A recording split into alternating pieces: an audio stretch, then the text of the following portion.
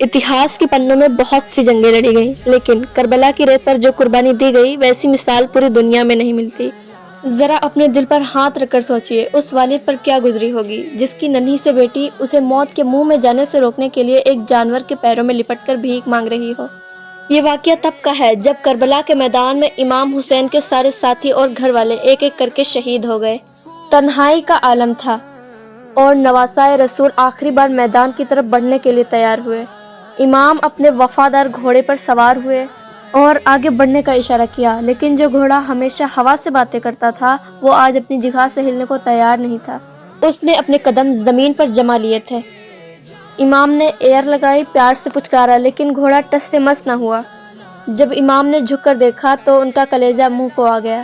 ان کی لاڈلی بیٹی ننھی سکینہ اس گھوڑے کے پیروں میں لپٹی ہوئی تھی اور رو رو کر اس سے باتیں کر رہی تھی۔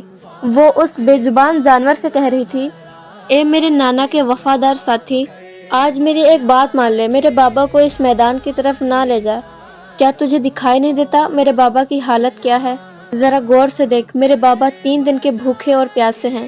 کربلا کی تپتی ہوئی ریت پر پچھلے 72 گھنٹوں سے پانی کی ایک بوند بھی حلق سے نیچے نہیں اتری ہے۔ پیاس کی شدت سے ان کا جسم نڈھال ہو گیا ہے۔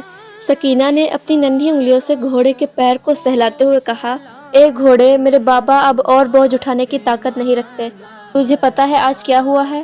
صبح کے سورج نکلنے سے لے کر ڈھلتی شام تک میرے بابا نے 71 چاہنے والوں کے جنازے اٹھائے ہیں۔ کبھی بھائی کو اٹھایا، کبھی بیٹے کو، تو کبھی دوستوں کو۔ وہ اپنوں کو کندھا دیتے دیتے پوری طرح تھک چکے ہیں، ان کی کمر ٹوٹ چکی ہے۔ اے میرے نانا کی سواری، تو گواہ ہے کہ جو بھی اس میدان کی طرف گیا وہ کبھی لوٹ کر واپس نہیں آیا۔ میرے چاچا عباس گئے، وہ بھی نہیں آئے۔ میرے بھائی علی اکبر گئے، وہ بھی نہیں آئے۔ اب میں یتیم نہیں ہونا چاہتی۔ اگر تو انہیں لے گیا تو میں کس کے سہارے جیوں گی؟ اس معصوم بچی کی یہ باتیں سن کر کہتے ہیں اس جانور کی آنکھوں سے بھی آنسو بہہ نکلے تھے اور وہاں موجود ہر چیز رو پڑی تھی۔